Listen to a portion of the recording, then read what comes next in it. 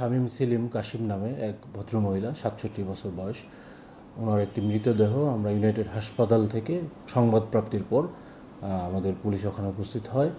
পরবর্তীতে ওখানে আমরা মৃত অবস্থায় পাই ইউনাইটেড হাসপাতালে। পরবর্তীতে আমরা সুরতহাল প্রস্তুত করি এবং আমরা ঘটনাস্থল ভিজিট করি।